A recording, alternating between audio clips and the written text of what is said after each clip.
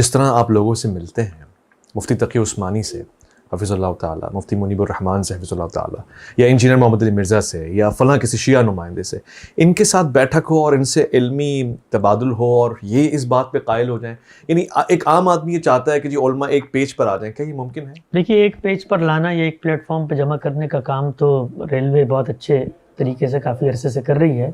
علمی معاملات کے اندر یہ نہیں ہوتا. یہ بہت کاسمیٹک اور رسمی نوعیت کی چیزیں ہوتی ہیں. آپ مل گئے، آپ نے کوئی انجمن بنا لی، آپ نے مل کے نماز پڑھ لی، کوئی گپ شپ کر لی، کوئی کھانا کھا لیا.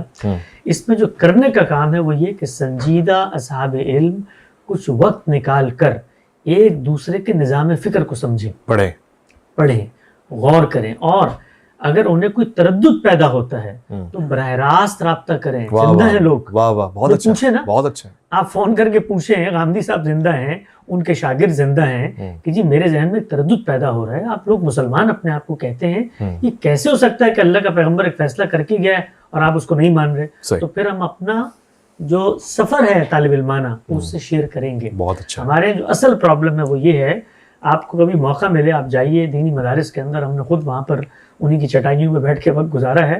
وہاں جو لائبریریاں ہوتی ہیں ان لائبریریوں میں ایک سیکشن بنا ہوتا ہے اور اس پہ لکھا ہوتا ہے کتب باطلہ کا سیکشن.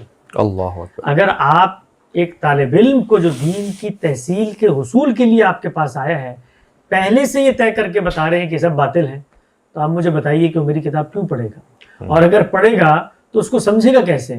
تو ہمارے ہاں جس چیز کی بہت ضرورت ہے بڑے علماء کو بھی اور علماء کے بعد جو دوسری قیادت ہے ان کو بھی، کہ اگر تو آپ نے تنقید نہیں کرنی تو بس آپ سے لوگ پوچھتے ہیں غامدی صاحب کون ہے، آپ کہیں بھی ایک شخصیت ہوتے ہوں گے دنیا میں، لیکن اگر تنقید کرنی ہے تو پھر لازم ہے آپ پر کہ آپ ان کی پوری بنا استدلال، چین آف آرگومنٹ، اور ان کی کتابوں کا بالاستیاب مطالعہ کریں. جہاں تردد ہے فتویٰ دینے سے پہلے، رائے دینے سے پہلے ان کی بات کو سمجھیں.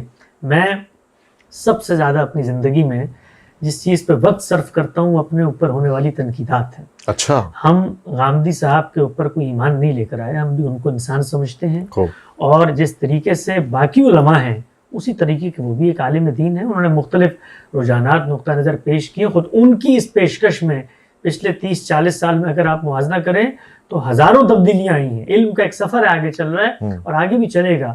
لیکن وہ بھی ہمیشہ یہ کہتے ہیں کہ اپنے اوپر ہونے والی تنقیدات کو پڑھو. ہو سکتا ہے ہم نے کوئی غلطی کی ہو، لیکن میں دیانتداری سے آپ سے عرض کرتا ہوں کہ 90% تنقیدات جو ہم پر ہوتی ہیں وہ ہمیں پڑھے بغیر ہوتی ہیں.